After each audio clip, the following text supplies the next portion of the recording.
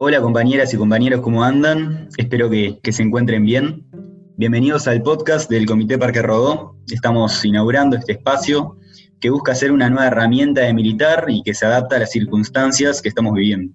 Hoy estamos Silvia, Atilio y quien les habla, Joaquín, pero episodio a episodio iremos rotando de compañeros. ¿Cómo están, compas? Bien. Bien, ¿y tú? Bien de bien, bien de bien. Bueno, en este capítulo vamos a hablar de una charla que tuvimos con el intendente Cristian Di Candia en un plenario del comité.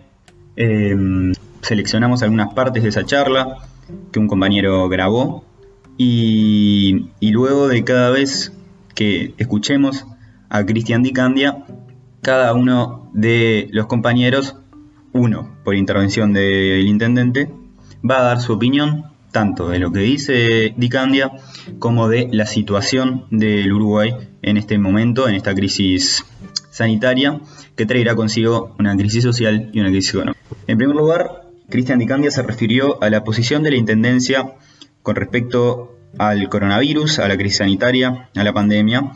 Escuchemos lo que dijo el intendente.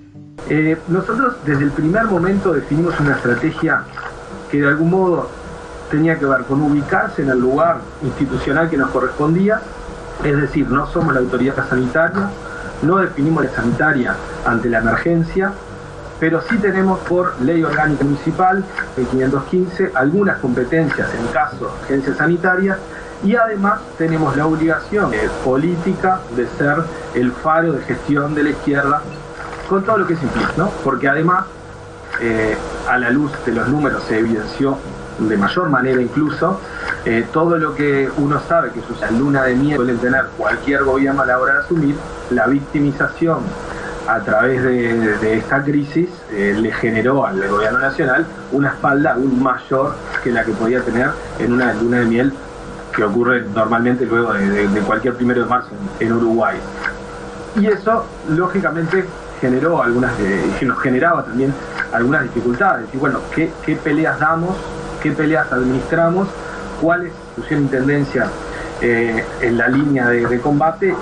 Bueno, a mí me parece bien interesante esto que dice Cristian de la intendencia como el faro de gestión de la izquierda en lo que le compete a la intendencia, ¿no? Esto que decía él de que por ley orgánica municipal en situación de emergencia tienen más competencias que en la situación de normalidad, por llamarlo de alguna manera. Bueno, hay que hacerse cargo de eso y desde una visión izquierdista, una visión frente amplista que tiene que tener la intendencia para poder complementar las medidas del gobierno. Bien, para poder llevar adelante medidas que el gobierno no está tomando o las está tomando pero de manera insuficiente, como por ejemplo esa medida de los 1.200 pesos para aquellas personas que no reciban ninguna prestación, que bueno, se ha hablado muchísimo, hemos hablado como comité en contra de eso, por una renta básica para aquellas personas, que bueno, que el gobierno no está pudiendo llegar a ciertos niveles que la intendencia debe complementar, y como frente amplistas e izquierdistas, en una crisis requerimos un Estado fuerte, ¿no? El gobierno no quiere que el Estado esté fuerte, creo que por ideología, ¿no? Hay una cuestión ideológica de este gobierno que le habla de un Estado débil o un Estado chico y con poco gasto público. En una crisis esto es irreal, no puede ser así. Yo creo que esto del Estado en proceso de debilitación se evidencia con el envío de la ley de urgente consideración al Parlamento, en la que se atacan empresas públicas como Antel, como ANCAP, además de que claramente no era el momento para enviar la ley de urgente consideración. En 90 días, si no hay resoluciones, se aprueba y se debilita el Estado en mitad de una pandemia.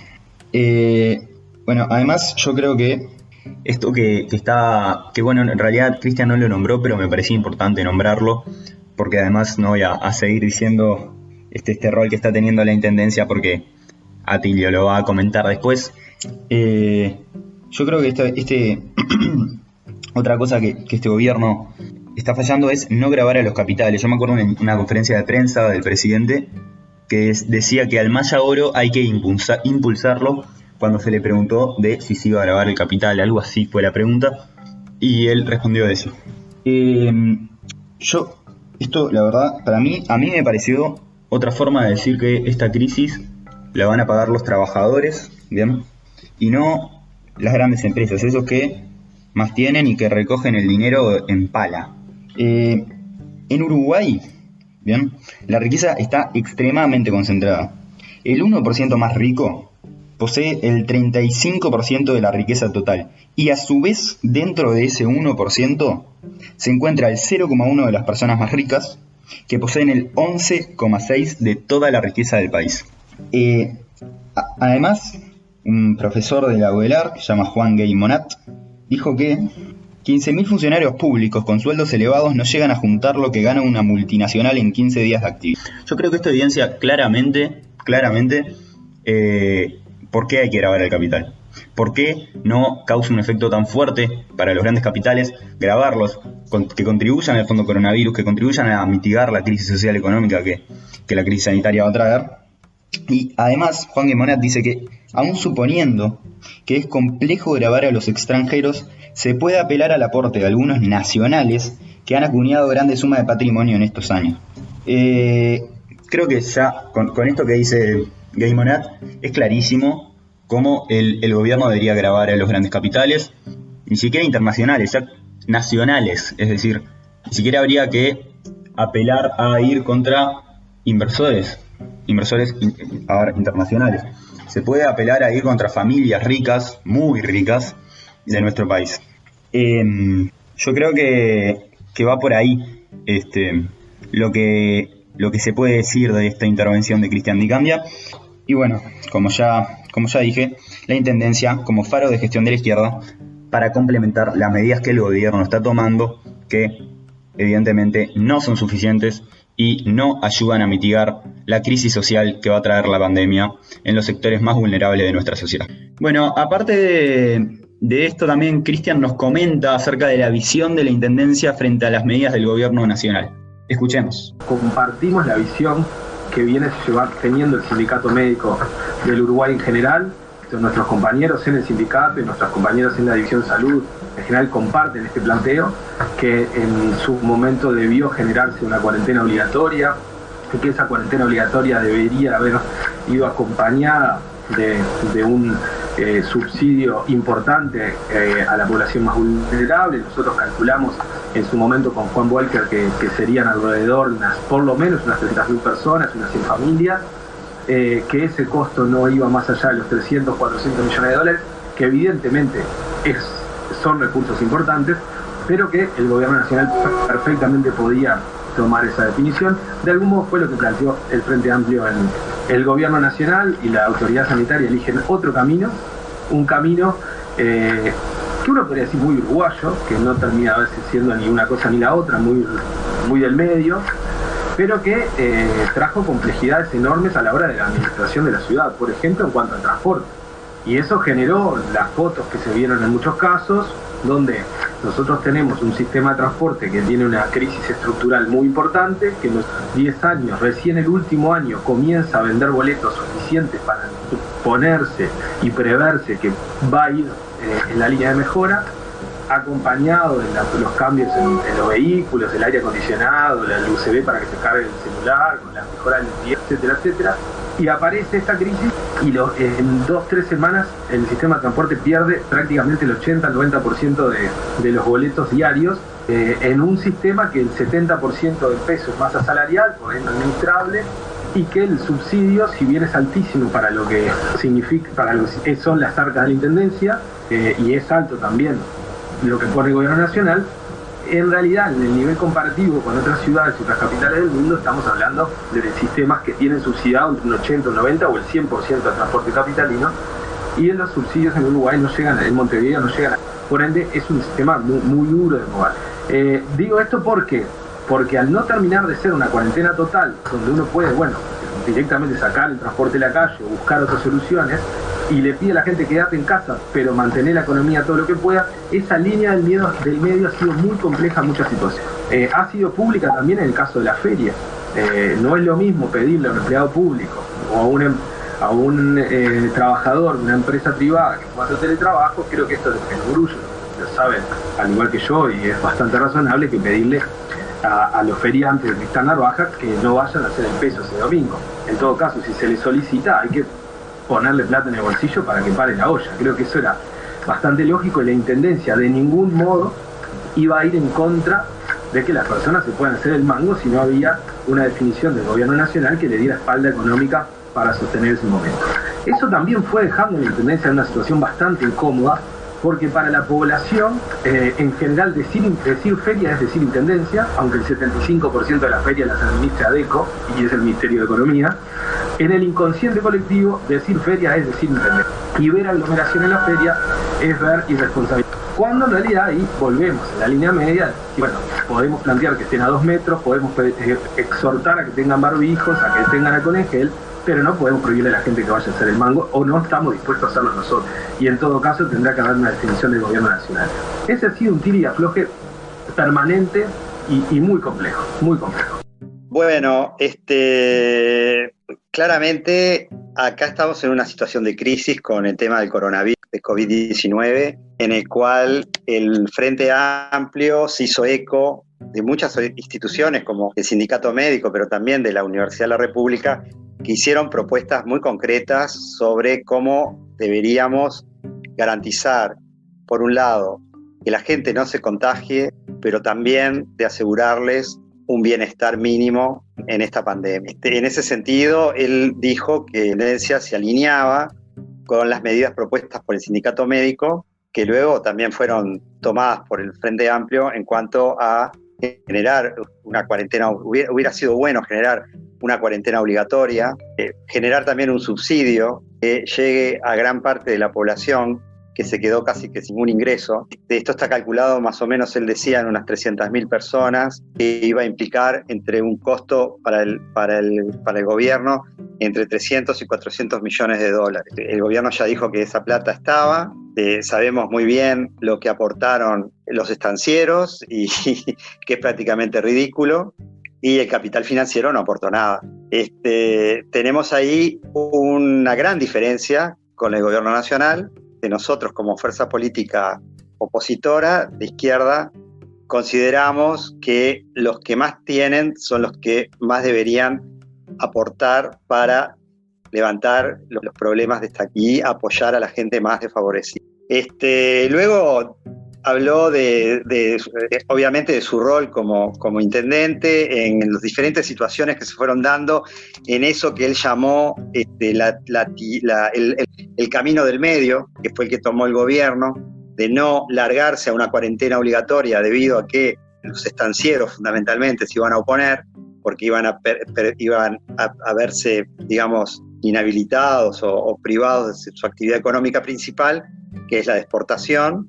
Y por otro lado, tenemos la necesidad de generar que la gente quede, digamos, que haya un distanciamiento social lo más importante posible. Por eso fue por ese camino del medio, que es como que exhortar a la gente a no salir, a quedarse en casa. Que en algunas situaciones funcionan, en otras no, depende del barrio que uno esté y también depende de las condiciones que uno claramente.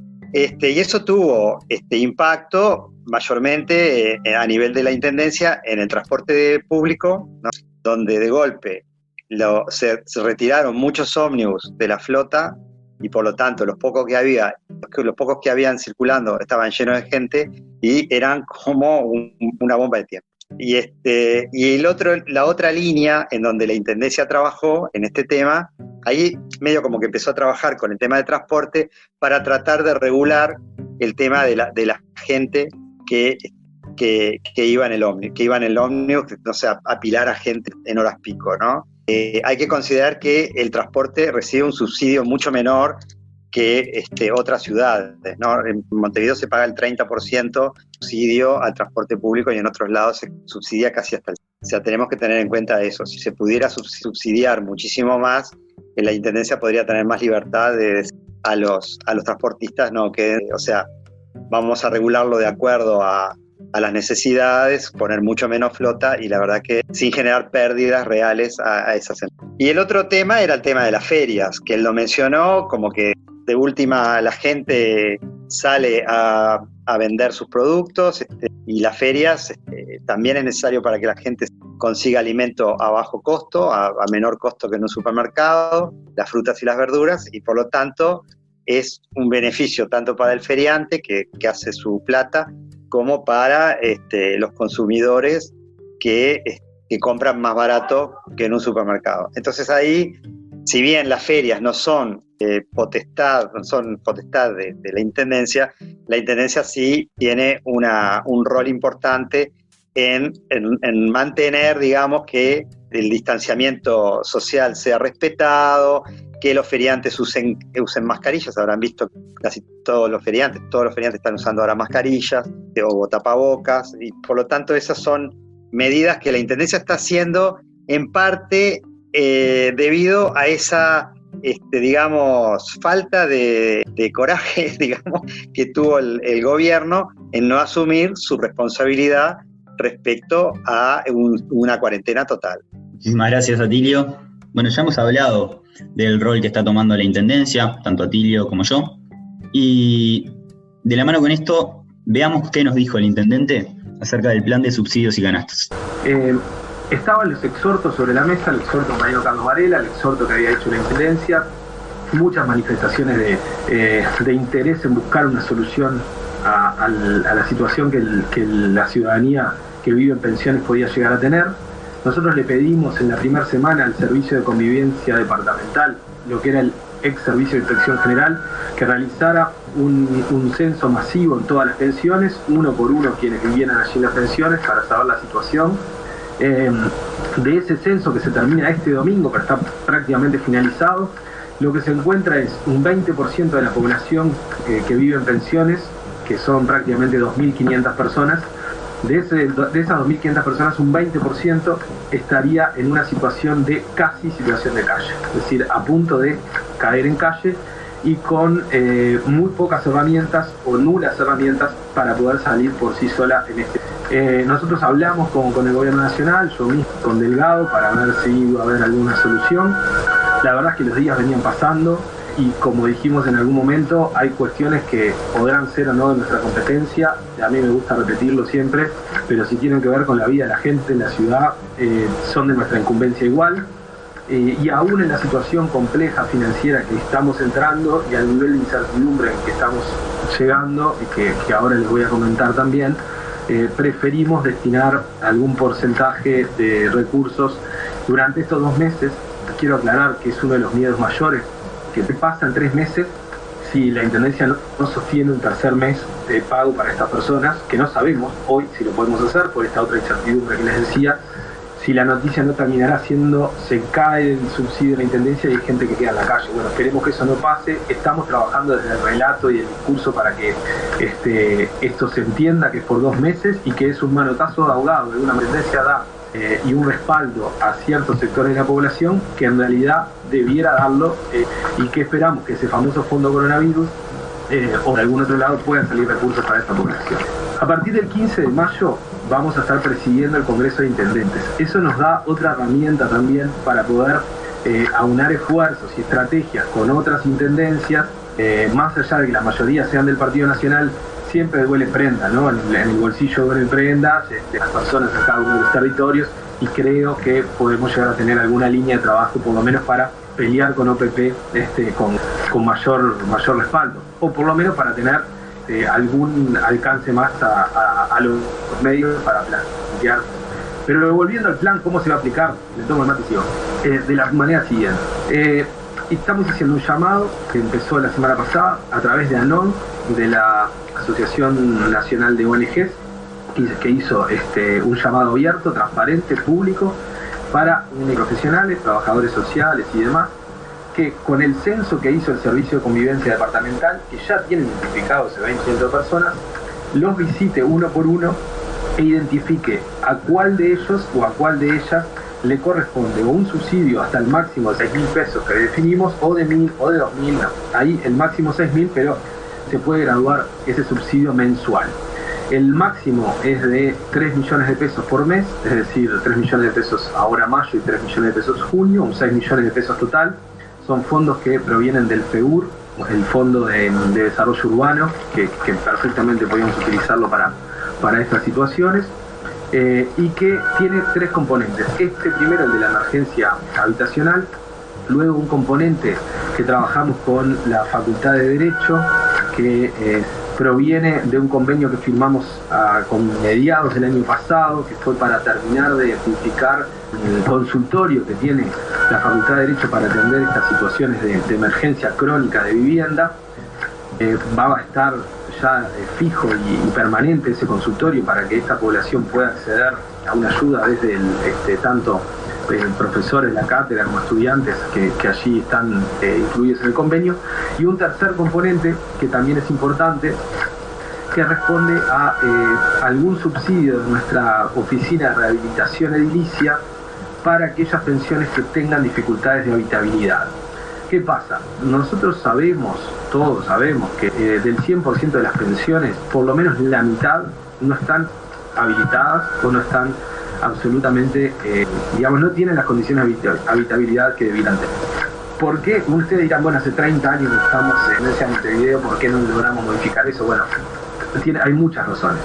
Una principal es que cada vez que se clausura una pensión, la situación para la gente que vive dentro de la pensión es peor aún, porque deja uno, lo que clausura es el permiso de comercial, de habilitación comercial, pero la casa sigue teniendo gente viviendo adentro, la gente no queda en situación de calle y pasa a ser una vivienda ocupada. Por ende, control judicial, Ministerio del Interior, pero la Intendencia, decidir clausurar una pensión es lo peor que puede hacer la Intendencia a la hora de cuidar a la gente que... Entonces lo que se intenta es tratar de que, en base a multas, en base a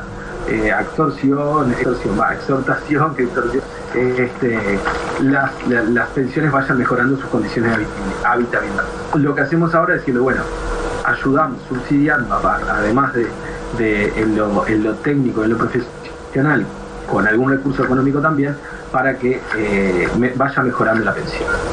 Es un plan, en realidad, de respaldo sociohabitacional, pero no deja de ser un plan para la emergencia. Esto no va a solucionar la situación de fondo de la vivienda en Montevideo ni de la población más vulnerable en el acceso a la vivienda, eso está clarísimo, pero sí nos sentíamos en la obligación de tomar una medida de este tipo que acompañara la medida también canastas alimentarias. Al complemento también fueron 10.000 canastas que se hicieron en un primer momento. La verdad es que los compañeros de compras y de la UAM trabajaron mucho para que los precios fueran muy buenos. De hecho, la canasta de la Intendencia tenía casi que por el mismo precio 10, 15 kilos más de alimento de lo que tenía la canasta del MIDES. Y eso fue también fue muy difícil desde el punto de vista logístico, porque se compraron de a 10.000, de 15.000 kilos de lentejas, de arroz, etcétera, pero se le logró llegar a la población con mayor cantidad de alimentos y de artículos de higiene. Se hizo la segunda compra, se van a volver a entregar 10.000 canastas, va a haber un filtro de población, porque también vimos que los padrones y los que teníamos sociales no estaban tan prolijos como debían estarlo. Eso también me da culpa de estos 4 años y de los anteriores, evidentemente. Si algo va a quedar, lo único quizás positivo de estos trabajos de canastas es que nos va a quedar sistematizado claramente cuál es la población de Montevideo con mayor dificultades económicas y con mayor problemática y emergencial. Eso, para quien le toque asumir, a los equipos que les toque asumir, van a tener una sistematización que les va a permitir, con información de calidad, encarar política pública desde otro lugar. Bueno, lo que acabamos ahora de escuchar de Cristian Di Candia, el intendente, es los 2 planes grandes que está teniendo la Intendencia, que está con un esfuerzo muy importante y gracias a una buena gestión que tuvo la Intendencia, sacando dinero de otros fondos para destinarlos a planes de urgencia, ¿no? El plan de urgencia número 1, que es el plan de pensiones. Las pensiones, sabemos que muchas de ellas no están en condiciones habitables, pero sin embargo no se les puede tampoco cerrar una pensión. Es catastrófico porque dejas a un montón de gente en la calle. Entonces, ahí hay un esfuerzo muy importante que se va a dar a cerca de 2.500 personas que están viviendo, un 20% de esas 2.500 personas que están viviendo en situaciones en donde muy probablemente no puedan pagar su pensión este mes, o sea, el mes de mayo, por lo cual la Intendencia sacó un plan de ayuda, está contratando a ONGs que vayan y releven con gente que trabaja en más que nada en asistentes sociales, para que generen un relevamiento de esas personas que realmente necesitan una ayuda para permanecer en esas pensiones por lo menos por estos 2 meses. Es un plan muy interesante, muy grande, pues son de 3 millones de pesos en el mes de mayo y 3 millones de pesos en el mes de junio, de este plan de ayuda. Y como vimos, además va a tener tres componentes. Un componente que es habitacional, como dijo Cristian, que es ayudar a la gente directamente, darle una subvención a la gente para que pueda pagar la pensión o ayudarlos a pagar la pensión. El otro es generar un acuerdo con la Facultad de Derecho de la Universidad de la República para darles asesoramiento a personas que estén cercanas al desalojo. Y un tercer punto es el subsidio directo para rehabilitación de pensiones en aquellas pensiones que estén realmente en situaciones de habitabilidad muy malas. Y el otro componente que habló, que es el otro tipo de plan que habló, es el plan de las canastas, en el cual Montevideo ha dado por ahora 2 tandas de 10.000 canastas cada tanda, por lo que nos dijeron después en las conversaciones que tuvimos posteriormente con él.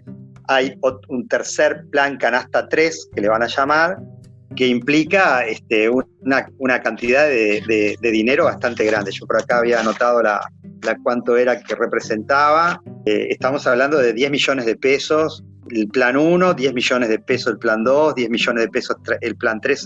Entonces son 30 millones de pesos que está dedicando la Intendencia a estos planes de canasta. Se está yendo a lo que tenía relevado la Intendencia, ¿no? Para la gente que realmente necesita ayuda, que tenían relevados como situación de mucha vulnerabilidad. ¿Esto es suficiente? Decimos que no.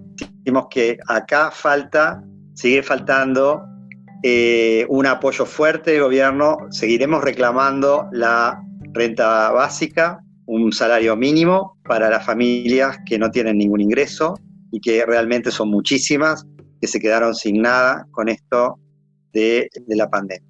Bueno, muchas gracias, Atilio. Bueno, Cristian también se refirió a la violencia intrafamiliar y de género, que sabemos que ha aumentado en estos días. Veamos qué nos dijo el intendente. La violencia familiar y de género fue una de las primeras que nos preocupó. De hecho, una de las primeras medidas fue que las comunas mujeres siguieran trabajando de forma prácticamente permanente. Ayer definimos un fondo extra, que no es de mucha plata, son 90 miles de pesos, pero es para que quienes trabajan allí en las comunas puedan tener recarga permanente de tarjetas, que puedan tener mejores medios de comunicación permanentes con las personas en situación de violencia, que era una de las demandas que había. Esto lo definimos en una reunión con la Intersocial Feminista y con diferentes actores de la sociedad civil que estaban reclamando un poco más de medidas. También la Intersocial se iba a reunir con Botero y con InMujeres para ver qué otras medidas podía tomar el gobierno nacional. La verdad es que nosotros no tenemos y no queremos entrar allí a pensar en formatos de pensiones, no tenemos esa posibilidad, pero sí claramente está faltando lugares donde retirar a las mujeres, sobre todo mujeres con niñas. Bueno, después de escuchar a nuestro presidente decir que los homicidios de las mujeres son daños colaterales de la pandemia, aquí vemos que la Intendencia se lo toma diferente y como una de las primeras medidas a tomar en esta pandemia es apoyar con un fondo extra a Comuna Mujer para mantener en continua comunicación con quienes más los necesitan, con los quienes están sufriendo la violencia de género en este confinamiento familiar en que estamos sin opción y tenemos que apoyar a los más débiles. Interesante esto que decís, Silvia. Bueno, sin duda, La violencia intrafamiliar y de género es algo que hay que atacar muy fuertemente, que ya vimos que el gobierno no está logrando hacer. El intendente también se refirió al área de cultura, que, como se ha dicho y como se sabe, es el área más afectada por la pandemia porque los espectáculos públicos serán casi que lo último en volver, si no lo último. Veamos qué nos dijo Cristian Di Candia acerca de este aspecto en nuestro contacto con él. Cultura definió rápidamente un fondo que, para ponerlo en modo comparativo, son estos 10 millones de pesos que les dije, pero para ponerlo en modo comparativo, así como la Intendencia pone 10 millones de pesos para Montevideo, el Ministerio de Educación y Cultura definió 5 millones de pesos para todo el país. Mientras el MEC distribuye 5 millones de pesos en 19 departamentos, ya diría que en 18, Montevideo duplica esa inversión solamente para Montevideo, y lo hicimos justamente porque sabemos que, así como dijimos que los espectáculos públicos van a ser seguramente los últimos en volver a la normalidad, el gobierno, a través del Ministerio de Educación y Cultura, está dando unos 5 millones de pesos en apoyo a la actividad cultural, que sabemos que va a ser la última actividad que va a volver. Y están dando apenas 5 millones de pesos para todo el país, mientras que la Intendencia de Montevideo duplica este monto, apuesta a más por la cultura, en apoyo a nuestros artistas y a su producción cultural. Entonces, acá vemos que la Intendencia, con un fondo de 10 millones de pesos, apoya los trabajos de los artistas, y además, para ir a más, hace una sinergia con TV Ciudad, a través de streaming y a través de programas en vivos, haciendo una sinergia con estos mecanismos. Les da trabajo a los artistas, y además le da un apoyo diario a la población con una propuesta diferente, con cultura, a través de TV Ciudad. Y bueno, la situación de encierro y de confinamiento de las familias frente a la TV va a ser diferente. Bueno, yo creo que más apoyo cultural del que está dando la Intendencia no se puede pedir. Ya lo demás le corresponde al gobierno nacional hacer una nueva propuesta, porque esto de 5 millones para todo el país frente a 10 millones de pesos que está dando Montevideo solo para Montevideo no tiene comparación. Muchísimas gracias, Silvia. Sí, qué importante que es apoyar a nuestros artistas, escucharlos a ellos en este momento de encierro, entretenernos un rato con su música, tratar de que les vaya bien en estos momentos. El intendente también habló de un tema muy importante en este momento, que son las ollas populares. Hay muchísimas ollas populares que están empezando a funcionar, o que, bueno, hace tiempo vienen funcionando y lo continúan haciendo. Veamos qué dijo Cristian Di Candia. Lo ideal sería que, si el Frente Amplio, si un comité, que es lo que intenta hacer la propia Intendencia, ayuda o colabora, vaya de la mano del asesoramiento de cómo tener el mayor nivel de higiene, el mayor nivel de salubridad a la hora del manejo alimentario, el manejo de las concentraciones de personas en los barrios. Creo que eso sí o sí tiene que ir de la mano necesariamente, pero que no debiéramos dejar de poner políticamente sobre la mesa siempre que la respuesta ante la emergencia no puede ser más ollas populares. No puede ser la romantización de las ollas populares y de la caridad permanente, ni mucho menos de el marketing de esa caridad convertida en solidaridad, que los uruguayos como ayudamos, ¿no? Me parece que ahí también hay que tener bien claro a la hora del relato y del discurso de que sí, solidaridad, ayudar, movilización popular, pero acá el responsable es el Estado, y acá nuestro papel es pedir la definición política que haga que la gente pueda cocinarse en su casa, con su salario, con su ingreso, y no comiendo a través de lo popular, porque eso no puede estar. Es más, creo que incluso hasta el momento de entregarle esa comida, no es lo que la Intendencia no lo puede hacer, pero sí perfectamente frente a un comité podría ser: ayudamos acá a esta olla, pero compañeros, ustedes no tendrían que estar comiendo en la olla, ¿no? Creo que eso tendría que estar más que nunca arriba de la mesa. Bueno, qué interesante esto que decía Cristian, ¿no? Me parece importante remarcar que si hacemos una olla popular, si formamos parte de una olla popular, tenemos que ir de la mano con las medidas del gobierno, porque hay que intentar, sí, solidaridad con la gente, con el pueblo, pero también mitigar el contagio de el virus, el coronavirus. Además, creo que esto que dice él de no romantizarlas, ¿no?, es muy importante. Creo que la responsabilidad de satisfacer estas necesidades es del Estado y no de la gente. Es el Estado quien debe estar organizado de buena forma para responder a la demanda de situaciones de precariedad.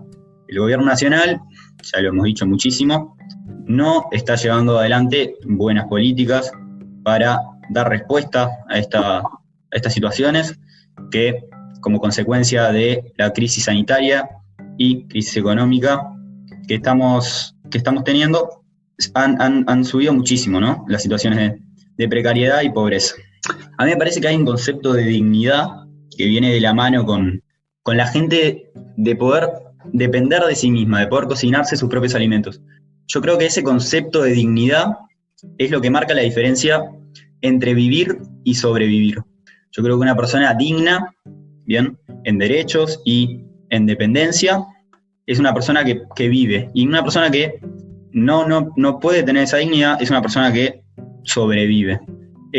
Además, como último aspecto, me parece que hay que intentar no generar dependencia de las ollas populares.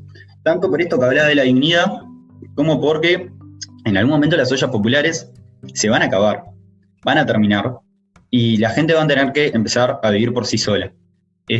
Creo que es muy importante que existan, muy importante que haya solidaridad en este momento, pero también lograr impulsar a la gente a que cuando todo esto termine puedan volver a su normalidad y no generar una dependencia de las ollas que surgieron a partir de esta crisis. Bueno, compañeros, Atilio, Silvia, ¿qué les pareció este primer capítulo del podcast? ¿Algún comentario que quieran dar? Los escucho. Sí, bueno, muchas gracias por invitarme, Joaquín. Yo creo que vamos a repetirlo con otros episodios, con otros temas. Claramente tenemos el tema de la LUC, que se nos viene encima. Es una medida totalmente antipopular, escondida. Toda la mayoría de los artículos que aparecen ahí, dijo Lacalle Pou que eran lo que pedía la gente, cuando nadie sabía el contenido. Nuestro presidente salió a decir que era lo que pedía la gente. Es increíble, son medidas regresivas que, como vos dijiste, Joaco, nos van a hacer retroceder varios años en conquistas logradas, en cosas logradas en este país, incluso en la época del Uruguay ballista. Estamos hablando de hace 80, 90 años, de la creación de ANCAP, de un montón de cosas. Por eso creo necesario que vamos a tener que, este primer podcast se va a tener que continuar, otros más, y vamos a estar orientándonos a discutir la LUC, capítulo por capítulo, y te hago ese deseo. Me pareció muy enriquecedor los diferentes puntos de vista, la selección de todos los temas. Como primer podcast siempre nos vamos a encontrar después errores, es lo normal.